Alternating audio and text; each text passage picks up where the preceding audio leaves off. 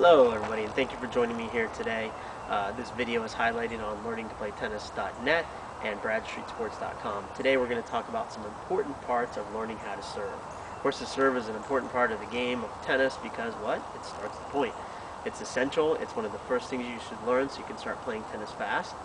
And to start serving, the most important thing you can work on when you're starting is the ball toss. Sounds easy, doesn't it? Toss the ball up, hit it, you're good to go. It's not so easy because you're usually using your non-dominant hand to toss the ball. Of course, rarely there's people that are ambidextrous and use both hands, but most of us, we use one hand to, our dominant hand to throw and hit with, so we're left using our non-dominant hand to throw. Here's a couple of tips on how to have a good serve toss.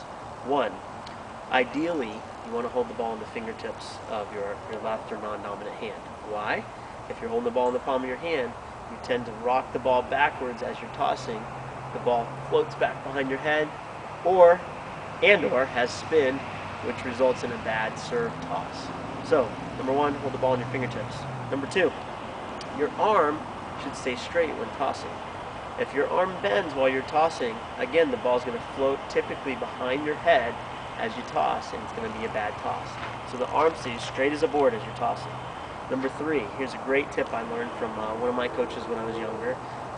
As you're tossing, to get a uniform toss, I've heard lots of different tips on how to do this, but this one seems to work best.